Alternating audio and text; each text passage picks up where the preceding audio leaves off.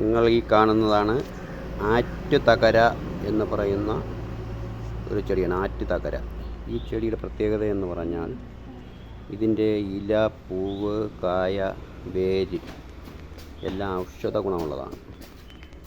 അതായത് നമ്മുടെ സോറിയാസിസ് എന്ന് പറയുന്ന രോഗത്തിന് ഈ ചെടിയുടെ ഇല, പൂവ്, കായ, വേര് ഇവ അരച്ച് പുരട്ടിയാൽ സോറിയാസിസ് എന്ന അസുഖം, പിന്നെ പാണ്ട്, വെള്ളപ്പാണ്ട്, ഈ അസുഖമെല്ലാം വളരെ ഫലപ്രദമായി കുറയുന്നതിന് ഈ സസ്യത്തിൻ്റെ